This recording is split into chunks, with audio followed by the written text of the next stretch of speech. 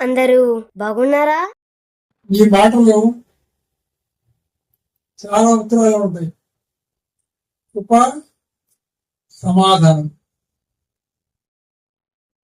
కృప అంటే మనం దేనికి అర్హం కాదో రక్షణకు మనం అర్హం కాదు. మన జీవితాన్ని బట్టి మన భయంకరమైన పాపం మనం క్షమించగలనేటువంటి వారు, క్షమించడానికి కూడా వీలు కానటువంటి వారు. అటు మనం అర్హులను క్షమించడానికి దేవుడి యొక్క కృప అవసరం. ఆ కృప మనకి ఇచ్చాడు. ఎఫ్సీ పత్రిక 2వ అధ్యాయంలో కృప చేతనే రక్షించబడి ఉన్నాము. చదువుతాను 2వ అధ్యాయం ఎఫ్సీ 2వ అధ్యాయం 2వ అధ్యాయం 8వ వచనం.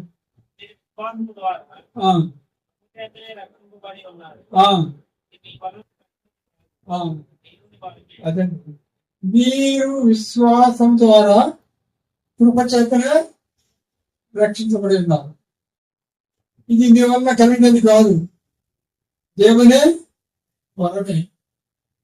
ఈనాడు రక్షించబడాలని, మోక్ష స్థితి కలగాలని, పుణ్యం కావాలని అనేక ప్రయాసం చేస్తున్నారు. దానివల్ల కాదు, అది దేవుని వరం. కృపచేతనే ఆయన ఇష్టపడి వరం అది మనకి ఇచ్చాడు. ఎలా ఇచ్చాడు? మన సమస్త పాపాలను, సమస్త మానవుడి పాపాలను ఆయన కుమారుడు యేసుక్రీస్తు శరీరం మీద ప్రభు మోపాడు. మోపి వాడి శిక్షను విధించాడు. అది నమ్మిన ఆయన చనిపోయే సమాచారం తిరిగి లేచాడు. లేచి ఆయన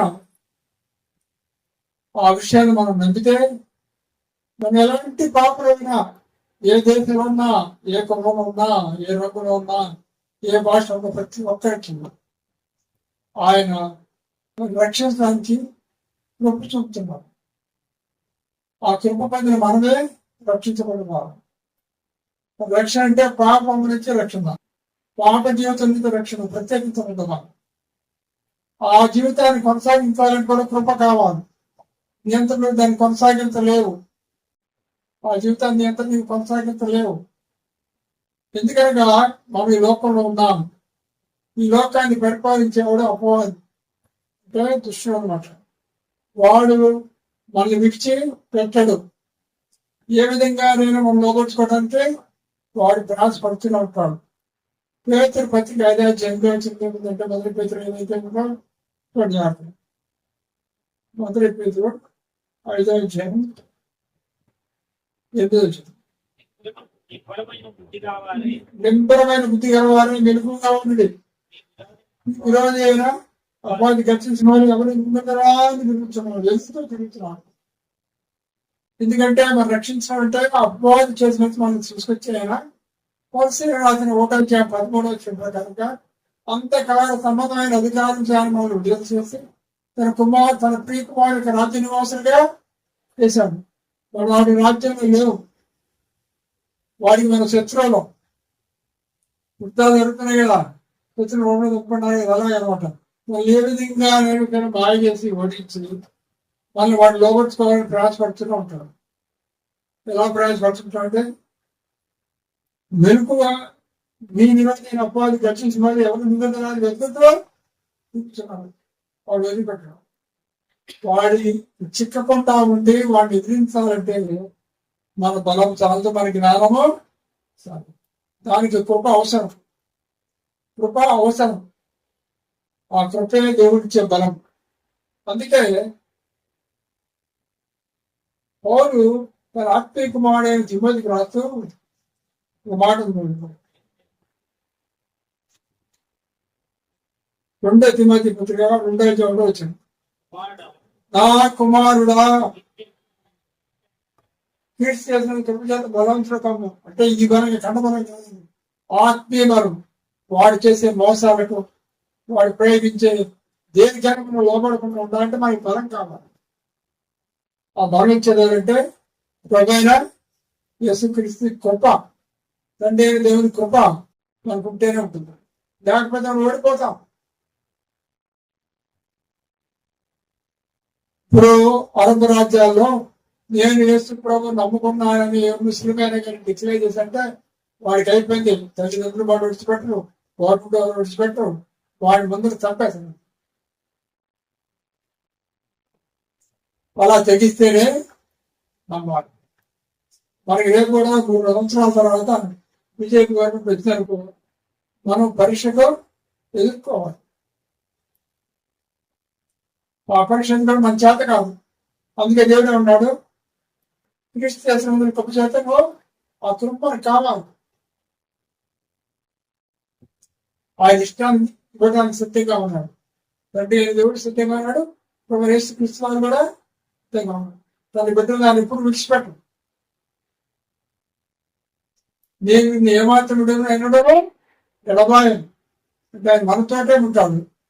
ఆయన మనం బలపరుచుకుంటాడు. ఆత్మరూపిగా మనలో నివసించుతున్నాడు. యోహాను సువార్త 16-17 వచ్చినాడు. ఆయన కాదనికర్తని పేరు పెట్టి ప్రభు పెట్టాడు.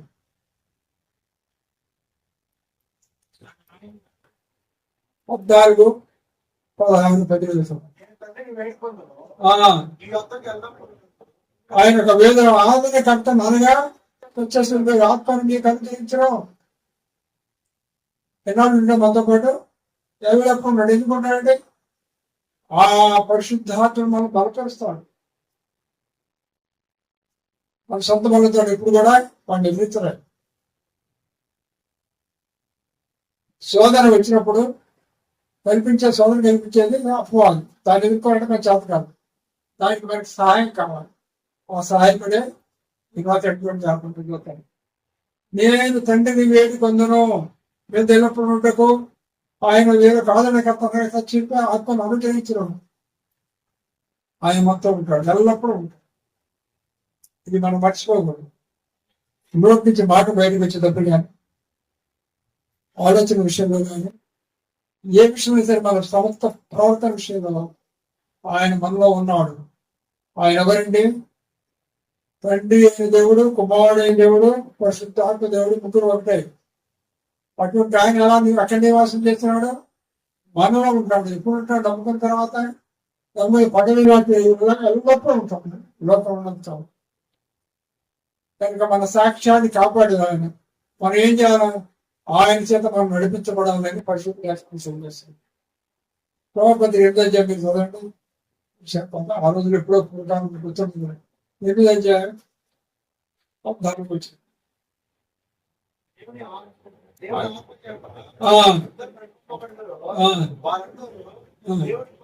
అవునండి, అందరి కాదు. నేను నమ్ముకున్నాను ప్రభుత్వం నేను చెప్పడం కాదు. ఆత్మ చేత నడిపించబడాలి. పరిశుద్ధ ఆత్మ చేత మన ఇష్టం వచ్చేది నడవడం కాదు. నడిపించబడాలని నడుచుకోవాలి. అది మన విషయాలు. దాన్ని మనం ప్రసంగా చేయొచ్చు, ప్రార్థనలు చేయొచ్చు. కానీ ప్రభు చెప్పిన మాట ప్రకారం మనం జీవించాలని చాలా ప్రాముఖ్యమైన విషయం. అందుకే ఇక్కడ చెప్తున్నాడు, దేవుని ఆత్మ చేత ఎందరు నడిపించబడుతున్న వారందరూ దేవుని కుమారులు, మిగతా వాళ్ళు కాదండి. ప్రభు నమ్ముకున్నాక ఆయన నా కొరకు శిలువలో మరణించాడు, నా పాపాల కొరకు సమాధి చేయబడ్డాడు, తిరిగి లేచాడని ఆత్మలను నమ్ముకోవాలి. అంతరంగంలో నమ్ముకున్నప్పుడు వెంటనే పరిశుద్ధాత్మ ఉంటాడు. అక్కడి నుంచి ఆయన మనం నడిపిస్తాడు. ఆయన మనం లోబడి జీవిస్తాం. అంటే దేవుని వాక్యము నిజమవుతున్నాడు. ఆ వాక్యాన్ని సరిగ్గా జీవిస్తాను. అప్పుడే మన సాక్ష్యాన్ని కాపాడుతాం. అదే ప్రభు యేసుక్రీస్తు వారు మనకు తోడుగా ఉంటాడు. అందుకనే అపొస్తలుల కార్యం 1వ అధ్యాయంలో ఆయన ఉన్నాడు. చూసాలంటే తమ తెలిసిన వాక్యాలు అపొస్తలుల కార్యం 1వ అధ్యాయంలో వచ్చింది. పరిశుద్ధాత్మ మీ మీదకి వచ్చినప్పుడు పరిశుద్ధాత్మ మీద ఏం వస్తామంటే శక్తి వస్తుంది. ఎప్పుడు వస్తారు పరిశుద్ధాత్మ? ఎప్పుడైతే యేసుక్రీస్తు నమ్ముతుంటారో అప్పుడు ఆయన హృదయంలో ద్వేషించడం ప్రారంభిస్తారు. అప్పుడే మనకి శక్తి వస్తుంది. శక్తి వచ్చింది కాబట్టి సైతానికి వ్యతిరేకంగా నిలబడే బలము మనకు, జ్ఞానం మనకి ఇస్తాం. నిలబడగలం. నిలబడిందంటే రుజువైన సాక్షులు. అది ఎక్కడ దాకా ఉన్నాం చూడండి. పూర్తిగా ఆయనలో పరిశుద్ధాత్మ మీకు వచ్చినప్పుడు మీరు శక్తి కనుక మీరు ఎరుసలేములోను విధేయ భూదిగింతలో మా సాక్షులు తెలిసింది. వాళ్ళు సాక్షులుగా ఉంటారు. ఎవరి? దేవుని కుమారుడు. ఎవరైనా దేవుని కుమారుడు. వారికి జీవిత ప్రవర్తన, వారికి మాటలు, వారికి క్రియలు యేసుక్రీస్తు వారి ప్రతిబింబించాలి. అదే సాక్ష్యం అంటే. నిలబడే సాక్ష్యం ఉంటున్నారు. మీ జీవితం యావత్తు ఆయన మారడానికి శ్రమించాలి. ఎలా మారుస్తాడంటే ఆయన వ్యవసాయ రాత్రలా కొన్ని రాదు 2వ పత్రిక 18 వచ్చిన ఆయన మనలో ఉండగా ఆయన ఏం చేస్తాడుతున్నానో తన కుమారుడు యేసుక్రీస్తు వారికి సాధించడం మారుస్తాడు.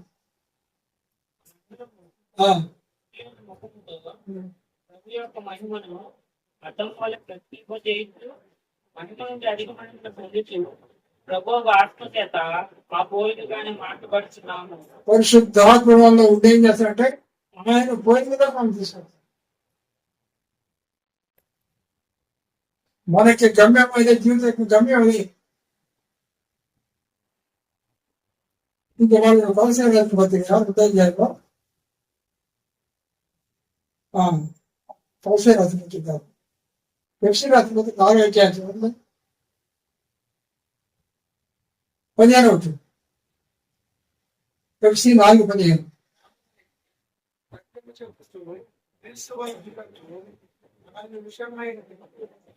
ప్రేమ కలిగి సత్యము చెప్పుతూ ఎవరి వల్ల ఉండటానికి సంగమతుల వల్ల కాదు, స్వార్థుల వల్ల కాదు, ప్రసంగికుల వల్ల కాదు. అప్పుడేంటంటే క్రీస్తు వలె ఉండుటకు మనం అన్ని విషయంలో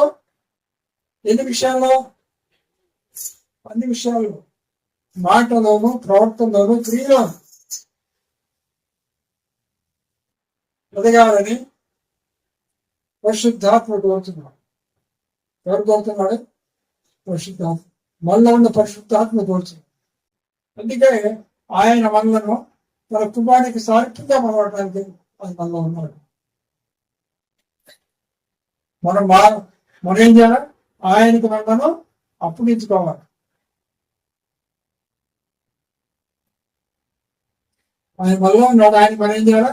ఆయన చేత నడిపించబడాలి. బహుమతి చదివే కదా, ఎందరు ఆత్మ చేత నడిపించబడదురో ఆయన దేవుని కుమారుడు. ప్రభు యేసు కుమారుడు, మన కుమార్తె. ఆయన ఉద్దేశం అది. మనకేది కాదండి. మా డిగ్రీలు చెప్పుకోవడానికి, నాస్టులు చెప్పుకోవడానికి, చదువు చెప్పుకోవడానికి కాదు. ఆయన వల్లే నేను మాత్రం రాసింది. అది అసలు నిర్ణయం అది ఆయన. అదే ఈ నవపత్రిక మీ దగ్గర లేదని చాలా సార్లు చూడండి. 29:30 చదవాలంటే 8వ అధ్యాయం 8:29-30. ఎందుకనగా తన కుమారుడు అనేక సహోదరులలో ఆగండి తన కుమారుడు యేసుక్రీస్తు. అనేక సహోదరులు అంటే సహోదరులు మనమే. ఆయన జ్యేష్ఠ కుమారుడు. మనకంటే ముందుగా పుట్టినవాడు కుమారుడు. అలాగా ఆయన లాగా ఉండ చూడండి. ఎందుకనగా తన కుమారుడు ఏం చేసినాడంటే దేవుడు ఏమో ముందుగా దిగాను వారిని ఆ కుమారుడు సాధించగలవాడు ముందుగా నిర్ణయించాడు. ఈ నిర్ణయం ఏమిటంటే నా దగ్గర దేవుడిని తన కుమారుడు యేసుక్రీస్తు వారికి సారూప్యంలో మనం జీవిస్తాం. కలిగి ఉండాలని మనం ఏం చేశాడంటే నిర్ణయించాలి. నువ్వు నిర్ణయించుకోవాలి. రక్షించబడ్డావంటే ఒక యేసుక్రీస్తుని విశ్వసించి నేను రక్షించబడ్డా అని చెప్పుకుంటే అది దేవుని చిత్తం అంటే ఎక్కడో ఉన్నావు, ఏ జాతిలో ఉన్నావు అని తెలియదు, ఏమి లేని స్థితిలో ఉన్నావు అని తెలియదు. దేవుడి నిన్ను ముందుగా నిర్ణయించాడు. నిర్ణయం ఉంది ఆయనది, నిర్ణయించాడు కాబట్టి నువ్వు నమ్ముకున్నావు.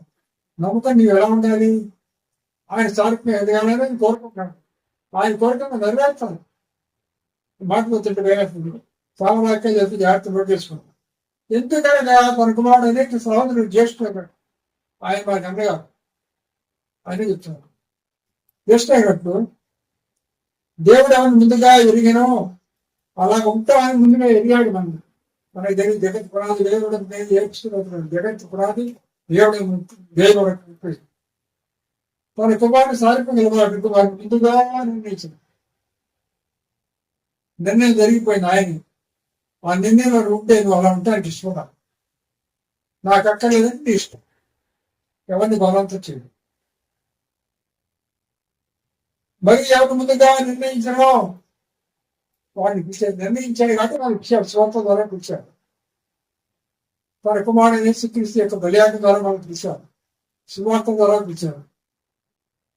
పిలిచిన వాళ్ళు ఏం చేశారంటే నీతిమంతులుగా ఇచ్చారు. ఎవరు నీతిమంతులుగా తీర్చనో వారిని మహిమపరిచాడు. దేవుడు యొక్క మహిమలో అనిపించాడు. ఆఖరి దినాల్లో ఉన్నాం, సంవత్సరాల్లో ఉన్నాం, ఎప్పుడు జరుగుతుందో తెలియదు. దేవుడు మనల్ని మహిమపరిచాడు. ఆ మహిమను లోకం చూడాలి. ఆ మహిమను చూడాలంటే మనం యేసుక్రీస్తు వెళ్ళి జీవిస్తాము. ఆయన మనకు పెద్దగా ఆయనకు స్వారూప్యంగా ఉండదు. ఆ స్వారూప్యం ఉండాలంటే పరిశుద్ధాత్మలో ఉండాలి.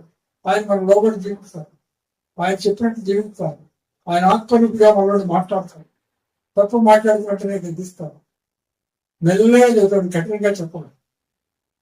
నువ్వు దేవుని బిడ్డ కదా, ఎలా ఈ పని పలికావు?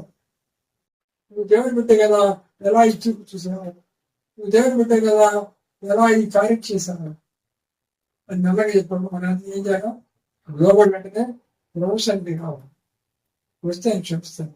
అలా కాకుండా వాళ్ళ దేవుడి మనసాక్షిలాగా అలాగనే కొనసాగుతూ ఉంటే నువ్వు రక్షించబడింది అనుమానం. నువ్వు రక్షించబడింది అనుమానం. మరి ఏం మనం గమనిస్తున్నాం కనుక ఈ విషయాలు ఇక్కడ కొన్ని మన రోమపత్రిక చూద్దాం. ఈ రోమపత్రిక దొత్తునాడు వెంకటేశ్వర ఇస్తున్నాడు.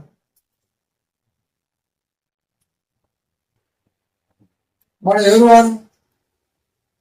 నమ్ముతున్నారు ఎవరు వారు? ఇక్కడ మనం ఆయన వారం, యేసుక్రీస్తు వారు ఉంటాం. మన యేసుక్రీస్తు వారం అన్నీ మారిపోయాము. యేసుక్రీస్తు ఉంటున్నాక ఆయన పక్షం లేదు. యేసుక్రీస్తు సంబంధించిన వాడు. నేను ఆయన వెంబడించాడు. ఆయన ఈ సంగవతి గారు వివరించాడు. ఆయన కంటే ఎక్కువ వారు ప్రేమించడు. ప్రేమించడం నా పాత్ర కాదు. పరీక్ష మార్క్స్ వాక్యం చెప్తున్నాను. అంటే మార్క్స్ వాక్యం అందులో చేశాను. మార్క్స్ వాక్యం ఏదైతే మార్క్స్ వాక్యం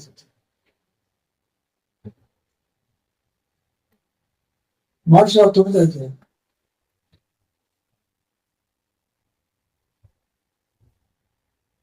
9 అయితే 8 34 మార్పు 8:34 అంతటా ఆయన తన శిష్యులను జనసమూహం దానికి పిలిచి నన్ను వెంబడింపబోరువాడు. తనకు తాను ఉపేక్షించిన తన సిలువ ఎత్తుకునే వెంబడి. ఇంకో మాట ఉంది, లూకాసు 9 అధ్యాయంలో అదే మాట ఇంకా పుస్తకం ఉంది. లూకాసు 9 అధ్యాయంలో 23 అందరితో అందరితో ఎవడైనను నీ ఇష్టం నేను బలం ఎట్లా ఎవడైనా నన్ను వెంబడింపబోరు ఎవరు తన్ను తాను ఉపేక్షించగలిగితే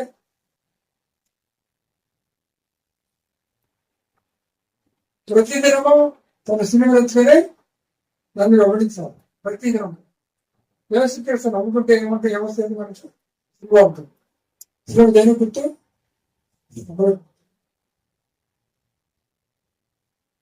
ఆయన ముందుగానే చెప్పాడు.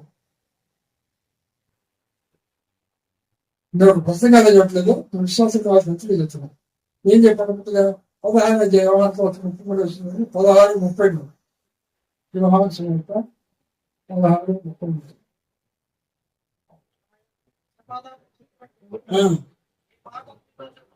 లోకములో నీకు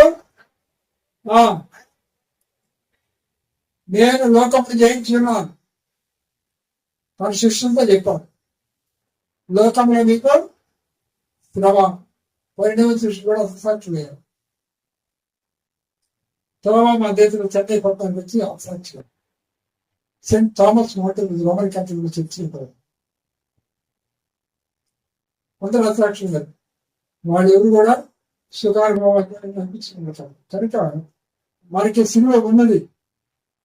సినిమా లేకపోతే రేపు తిరిగడం లేదు. మన ప్రభువారు కూడా సినిమాలో ప్రభుని బంధించిన తర్వాత పట్టుకుని కోర్సానికి హెచ్చించబడ్డాం. మనం కూడా ప్రభు నమ్మకంగా మనం ఆయన బిడ్డలుగా మనం చూసుకోవాలి. లోకానికి ఆయన్ని కాదంటే మనం ఆయన దేవతలు లేదు, మనకు కాదంట. రేపు గవర్నమెంట్ వచ్చింది, నువ్వు క్రైస్తవుగా చూస్తున్నావు కానీ కాదండి అంటే, ఎందుకంటే నువ్వు ఉద్యోగం పోవచ్చు, లేకపోతే మన ఇల్లు దుఃఖ చేయొచ్చు, లేకపోతే ఇప్పుడు ముస్లింస్కి ఉత్తరప్రదేశ్ గవర్నమెంట్ బుల్డోజర్ కొట్టి పారేస్తుంది. జాబ్ వస్తుంది తెలుసుకో మీకు. అలాంటి పరిస్థితి. కానీ ఈ లోకం ఉండేది చాలా తక్కువ కాలం. మానవుడి ప్రభుత్వం ఉండేది అది నిశ్శబ్దం. దానికి కావలేదు, కవిడికి లేదు. అది విలువైందా, మనకి ఇది విలువైందా? అదే విలువైంది. కనుక దీనికోసం మనం ప్రయత్నించాల్సిన అవసరం లేదు. అయినా ఆ దేవుడు మనకి ఇస్తాడు, వినుకుంటా ఉన్నాడు. ఆయనతో ఆయన విడిచిపెట్టాడు. ఎగిరించి గడి తీసుకొచ్చాడు. తీసుకొచ్చాడు ఎడారి ప్రాంతాలు నీళ్లు ఇచ్చాడు, శ్రేష్టమైన భోజనం ఇచ్చాడు, అన్నీ ఇస్తాడు. ఇక్కడ ప్రతిదినం అనే మాట చూస్తే జాగ్రత్త. ప్రతిదినం మనం విషయాలు జ్ఞాపకం చేసుకోవాలి. అందుకే పౌలు అన్నాడు గలతీ రాత్రి 2:20 అంటే, నేను క్రీస్తుతో కూడా సిలువబడినాను విన్నాను. అంటే ప్రతిదినం మనం సిలువెత్తుకోవాలి. ప్రతిదినం సిలువబడిన కూడా ఉండాలి. అప్పుడు వాళ్ళు ఎవరు చూస్తారు? ఇప్పుడు చదువున్న బట్టి గలతీ 2:20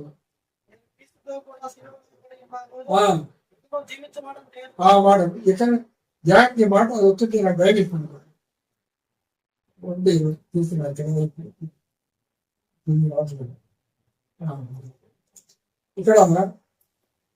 చదువున్నాను.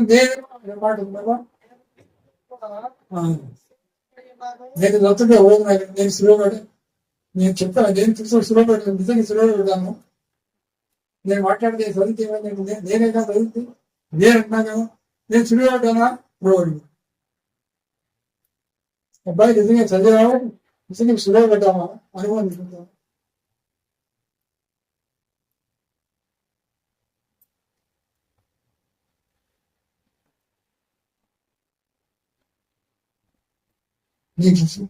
ఉన్నాను అంటే ఎప్పుడు సిలువబడి ఉన్నాను. లోకం దృష్టిలో సిలువబడి ఉన్నాను, చచ్చిపోయిన ఉన్నాను. కాబట్టి నేను చూసి ఇంత జీవితం వాడి ఏం కాదు.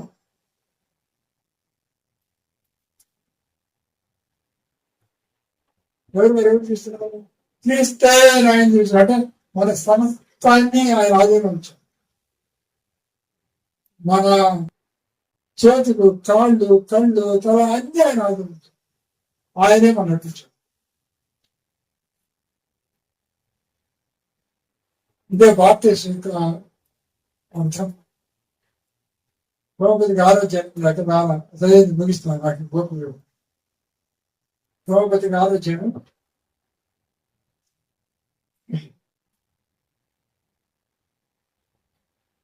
2వ చదువుతుంది. లేకపోతే ఒకటి పట్టాను కాదు. పాపం విషయమై చనిపోయిన మనం, పాపం చనిపోయిన మనం ఇవేంటి ఎలా కాలంలో జీవితం చనిపోయామా? చనిపోయాడు వాడు అబద్ధ మాట, భూత మాటలు మాట్లాడు. చనిపోయాడు కోపంతో ఎగరడు. చనిపోయాడు అబద్ధ అనడు పోతాడు. చనిపోయాడు అబద్ధ మాడడు. వాడి లోకంలో ఏం చేస్తాడు? ఏం చేయడు. మనం అలానే ఉంటాం. లోకం చూస్తాం. ఎలా జీవిస్తాం? ఎలా అంతే ఎలా వెళ్తాం? ప్రశ్న.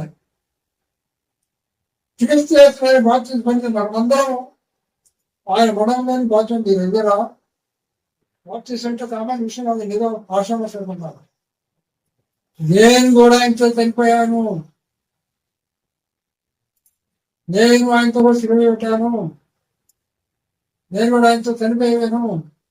అది అర్థం అనుభవం మనకు ఉండాలి.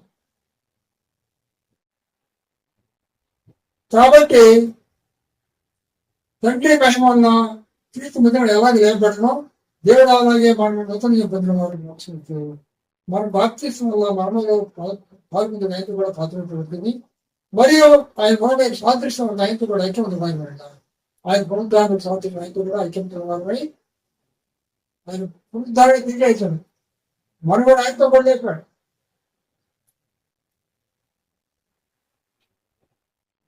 లేపిన మనం ఇక లోకంతో మనకి చాలా జాగ్రత్తలు ఉంటుంది. మన జీవితం కనపడాలి. మన సాక్ష్యం అదే. నేను తీసుకొని లేవబడినాను పౌరంటాడు. పిలిపిరాజు కూడా పెద్ద అంటే సంవత్సరంలో పెళ్లి సామారుగా అంతేకాకుండా ఆధిక్యత ఉన్నాయి, వంశం ఆధిక్యత ఉంది. చూడండి, పిలిపిరాజు కూడా ఇచ్చాడు. నేను చూడని చెప్తాను.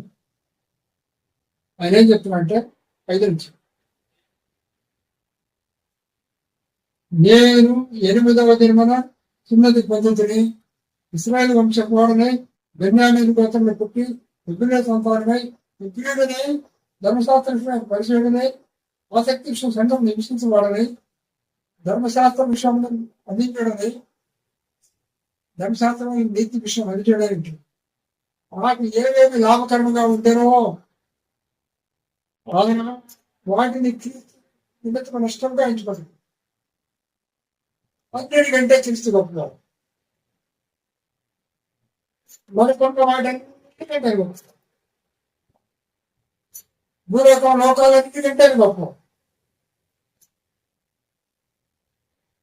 అందుకే పౌలు మహావిద్యావంతుడు. పౌలు చాలా ధనవంతుడు. వాడి నాన్నగారు అరుగులు పొడవు వ్యాపకం చేశాడు. రోమ పౌరుషత్వం డబ్బులు ఇస్తే కానీ కొనుక్కోలేదు. వారంత వైద్య పక్కన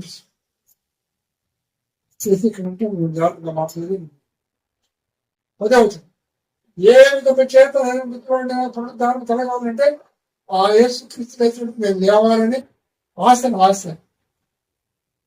ఆయన మరణ విషయంలో సమాధానం ఆయనను ఆయన పునరుద్ధారణ ఏమి చెప్తామో ఆయన శ్రమలో పాల్గొని ఎప్పుడు అయితే చెబుతుంది సమస్తమైన క్షణం కలిగి సమానంగా ఉంచగలిచారు. ఆయన ఉద్దేశం ఏంటంటే క్రీస్తుతో కూడా పునరుద్ధారణ చేసి అనుకుంటారు. మనకు కూడా ఎదుగుతాం. నాకది కవర్ నీకు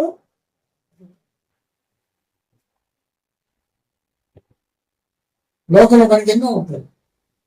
అవన్నీ నేను ఒకటే ప్రశ్న. రోమతికి ఆలోచించున్నాను ఇంటిగా పోయింది. మరియు ఆయన మరణ సాదృశ్యం ముందు ఆయనతో ఐక్యం కలగాలమైన ఎడల ఆయన పునరుద్ధారణ సాదృశ్యం ముందు ఆయనతో ఐక్యమైన వాడు. ఐక్యం అంటే కలిసిన ఒకటే. అది ఉంటే అనుకోండి దానివైతే అనుకోండి. దీనికి ఒక అద్భుతాన్ని చూడండి. తెలిసి పత్రిక ఎన్ని జ్ఞాపకం చేసి మోసుకుంది 2 అధ్యాయం 10 అయిపోయింది. 4-5 వచనాలు, 4-5-6 వచనాలు. పెప్సీ 2-4-5. అయినను దేవుడు కరుణా సంపన్నుడైండి మనలను మన అపరాధం శక్తిని వారం అయినప్పుడు, అయినను దేవుడు కరుణా సంపన్నుడు మన అపరాధ శక్తిని వారం ఉన్నప్పుడు సైతము మనని పరిశుద్ధ మహా ప్రేమ చేత మనల్ని తీసుకోబడా రక్షించాడు. ఇది పొందుతాను చేసేవాడు ఆయనతో కూడా లేపాడు. ఆయనతో కూడా లేపి ఆయన ఏం చేశాడు? 7వ వచనంలో ఆయనతో కూడా లేపి ఆయనతో కూడా కూర్చుండబెట్టేది అనుకుంటుంది. ఏమండి? కూర్చుండబెట్టినది ఇంత గొప్ప ఆధిక్యం చూపించాం. ఇది ఆధిక్యతగా జీవితం మన జీవితం. అది నా కోరిక. ఇంకేది కూడా నా కోరిక, నా కోరిక నాకే. దీనికి మించిన కోరిక లేదు. ఎన్నో పడతాం ప్రార్థనలు, రోగాలు వస్తే పోతాయి. అందుకేనా నాట్లో నైవేద్యంతో అదిగా సాక్ష్యం. పిల్లలు చేస్తారు నాట్యంగా గదేది అందుకు పిల్లలు పెద్ద పేరు సంతోషం. బట్ ఇది మాత్రం మన ప్రసిద్ధిగా మనం పెంచాం. ఇది మన కలిగి ఉండాలని కోరుకుంటాం. నేను ఆయనతో కూడా లేకపోతాను. ఆయనతో కూడా కూర్చున్నాను. నాకు ఎంత దేవుడిని ఎన్ని వేల సంవత్సరాలు చూస్తున్నాయని అది కూడా మనకి దేవుడు ఈ మాటకు రాబడి చేసుకున్నాను. వాడి ఎత్తుకు వస్తాను మా దేవుడు మాటకు రాబడి చేశాను. సంపూర్ణంగా మార్చాను. బతికిలన్నింటిలో అదే మాట. నేను మత్తయి వార్త ఉత్తరాలు చెప్పాను. మత్తయి వార్త 5వ అధ్యాయం నేను వస్తాను. అది ఒకరోజు అయ్యేది కాదు.